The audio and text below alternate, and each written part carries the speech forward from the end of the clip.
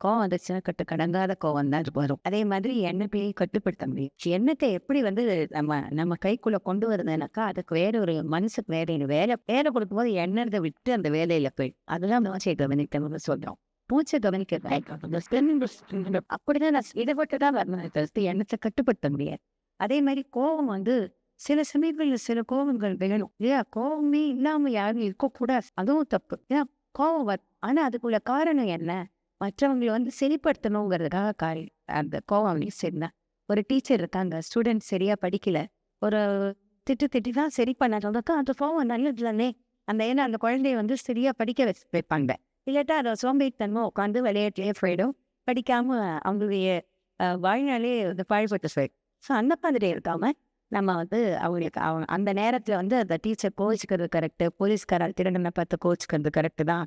ஒரு தாய் தந்தையர் வந்து குழந்தைங்கள கண்டிக்கிறதுங்கிறது அந்த கோபங்கிறது வேண்டியது தான். ஸோ இந்த மாதிரி இருக்கிற கோபங்கள்லாம் நம்மளுக்கே தெரியும். எது தேவையான கோபம், எது தேவையற்ற கோபம்னு சொல்லிட்டு. தேவையற்ற கோபத்தை விடுத்து தேவையான கோபத்தை வச்சு.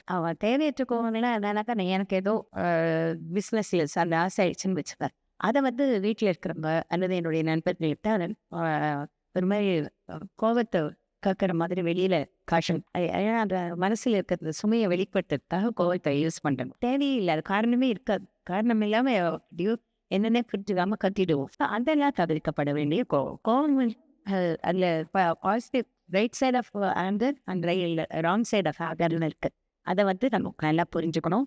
அதே மாதிரி வந்து இது அல்லது அகங்காரம் அப்படின்னு சொல்றோமே, அது தீர தவிர்க்க வேண்டியதுன்னு சொன்னாக்கா, அதுலயும் வந்து ராங் சைடு இருக்கு, ரைட் சைடு இருக்கு. அதாவது ரைட் சைடு வந்து எப்படின்னா, அது தன் முனைப்பு கிடையாது. அது வந்து தன்னம்பிக்கை. தன்னம்பிக்கை கூட மற்றவங்களை பார்த்து அகங்காரம் மாதிரி தோணலாம். மற்றவங்க எல்லாரும் வந்து தன்னம்பிக்கை என்ன நினைச்சுவாங்கன்னா, ஓ இந்த வேலையை செஞ்சுட்டா ரொம்ப அகங்காரம், அதனால எல்லாம் முடியும்னு சொல்லிட்டு தான் சரியிருக்காங்க.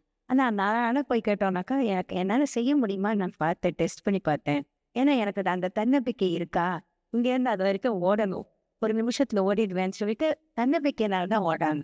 ஓ! எல்லாரும் நிறைய இது பண்ணிக்க நிறைய பண்றாங்க அப்படின்னு மத்தவங்க பார்ப்பாங்க. அது அப்படி கிடையாது.